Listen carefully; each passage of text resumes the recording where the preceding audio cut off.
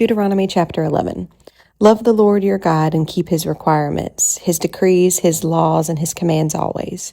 Remember today that your children were not the ones who saw and experienced the discipline of the Lord your God, his majesty, his mighty hand, his outstretched arm, the signs he performed, and the things he did in the heart of Egypt, both to Pharaoh, king of Egypt, and to his whole country. What he did to the Egyptian army, to his horses, chariots, how he overwhelmed them with the waters of the Red Sea as they were pursuing you, and how the Lord brought lasting ruin on them. It was not your children who saw what he did for you in the wilderness until you arrived in this place.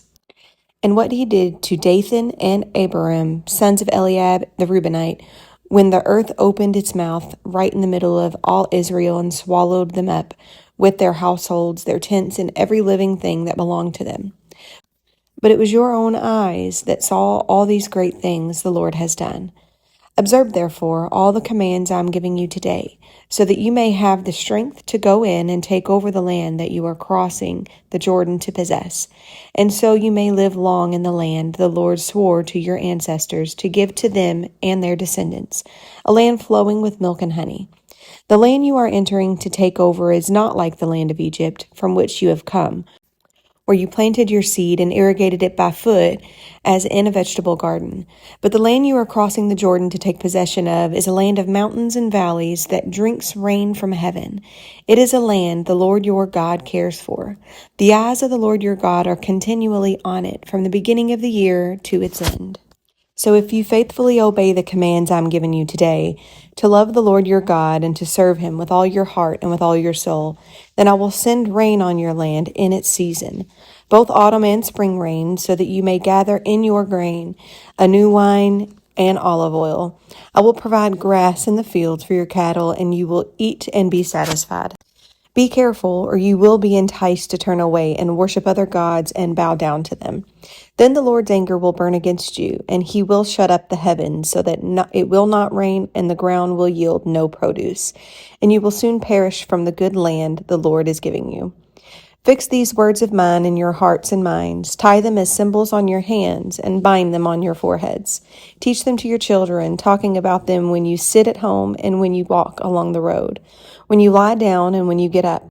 Write them on the doorframes of your houses and on your gates, so that your days and the days of your children may be many in the land the Lord swore to give your ancestors, as many as the days that the heavens are above the earth. If you carefully observe all these commands I am giving you to follow, to love the Lord your God, to walk in obedience to him, and to hold fast to him, then the Lord will drive out all these nations before you, and you will dispossess nations larger and stronger than you. Every place where you set your foot will be yours. Your territory will extend from the desert of Lebanon and from the Euphrates River to the Mediterranean Sea. No one will be able to stand against you. The Lord your God, as he promised you, will put the terror and fear of you on the whole land wherever you go. See, I am sitting before you today a blessing and a curse. The blessing, if you obey the commands of the Lord your God that I am giving you today. The curse, if you disobey the commands of the Lord your God and turn from the way that I command you today by following other gods, which you have not known. When the Lord your God has brought you into the land you are entering to possess, you are to proclaim on Mount Gerizim the blessings, and on Mount Ebal the curses. As you know, these mountains are across the Jordan, westward toward the setting sun, near the great trees of Morah, in the territory of those Canaanites living in the Arabah in the vicinity of Gilgal. You are about to cross the Jordan to enter to take possession of the land the Lord your God is giving you. When you have taken it over and are living there, be sure that you obey all the decrees and laws that I am setting before you today. Chapter 12. These are the decrees and laws you must be careful to follow in the land that the Lord, the God of your ancestors, has given you to possess, as long as you live in the land. Destroy completely all the places on the high mountains, on the hills, and under every spreading tree, where the nations you are dispossessing worshipped their gods. Break down their altars, smash their sacred stones, and burn their Asherah poles in the fire. Cut down the idols of their gods and wipe out their names from those places. You must not worship the Lord your God in their way, but you are to seek the place the Lord your God will choose from among all your tribes to put his name there for his dwelling. To that place you must go. There bring your burnt offerings and sacrifices, your tithes and special gifts, what you have vowed to give, and your freewill offerings, and the firstborn of your herds and flocks. There, in the presence of the Lord your God, you and your families shall eat and shall rejoice in everything you have put your hand to, because the Lord your God has blessed you. You are not to do as we do here today, everyone doing as they see fit, since you have not yet reached the resting place in the inheritance the Lord your God is giving you. But you will cross the Jordan and settle in the land the Lord your God is giving you as an inheritance, and he will give you rest from all your enemies around you, so that you will live in safety. Then to the place the Lord your God will choose as a dwelling for his name.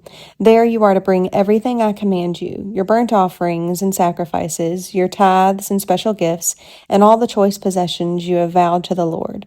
And there rejoice before the Lord your God, you, your sons and daughters, your male and female servants, and the Levites from your towns who have no allotment or inheritance of their own. Be careful not to sacrifice your burnt offerings anywhere you please.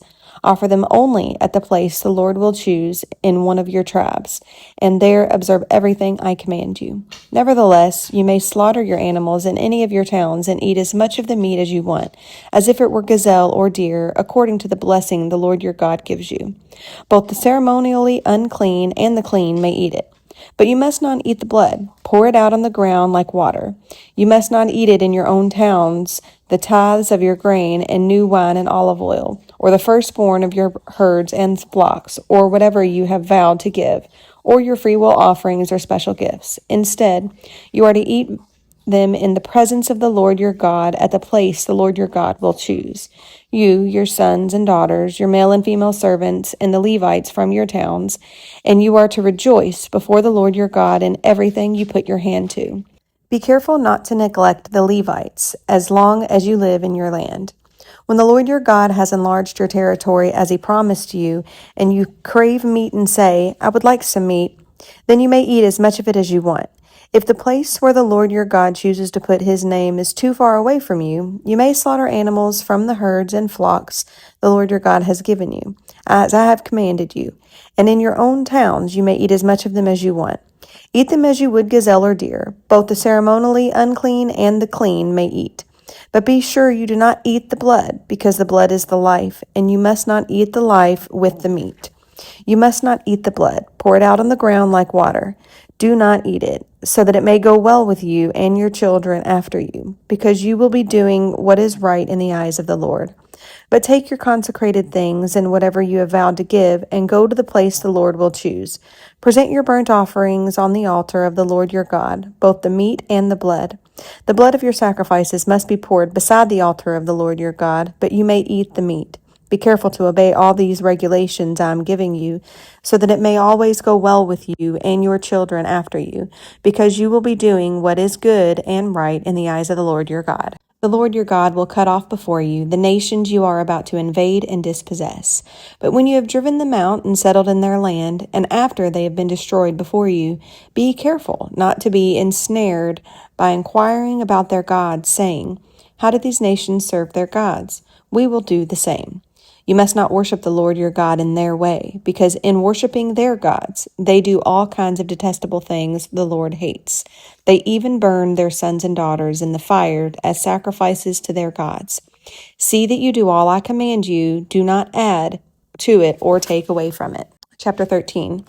If a prophet, or one who foretells by dreams, appears among you and announces to you a sign or wonder, and if the sign or wonder spoken of takes place, and the prophet says, Let us follow other gods, gods you have not known, and let us worship them, you must not listen to the words of that prophet or dreamer. The Lord your God is testing you to find out whether you love him with all your heart and with all your soul. It is the Lord your God you must follow, and him you must revere. Keep his commands and obey him. Serve him and hold fast to him. That prophet or dreamer must be put to death for inciting rebellion against the Lord your God, who brought you out of Egypt and redeemed you from the land of slavery. That prophet or dreamer tried to turn you away from the Lord your God, commanded you to follow. You must purge the evil from among you. If your very own brother, or your son or daughter, or the wife you love, or your closest friend secretly entices you, saying, "Let us go and worship other gods," gods that neither you nor your ancestors have known, gods of the peoples around you, whether near or far, from one end of the land to the other, do not yield to them or listen to them.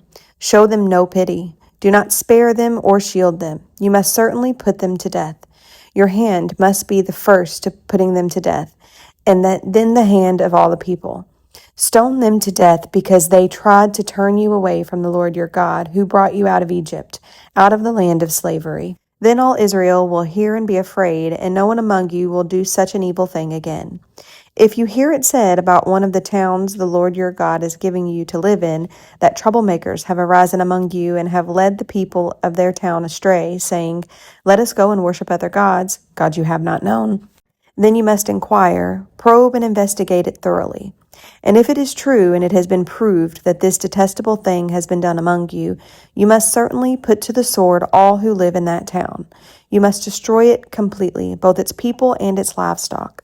You are to gather all the plunder of the town into the middle of the public square and completely burn the town and all its plunder as a whole burnt offering to the Lord your God. That town is to remain a ruin forever, never to be rebuilt, and none of the condemned things are to be found in your hands. Then the Lord will turn from his fierce anger, will show you mercy, and will have compassion on you. He will increase your numbers as he promised an oath to your ancestors, because you obey the Lord your God by keeping all his commands that I'm giving you today and doing what is right in his eyes.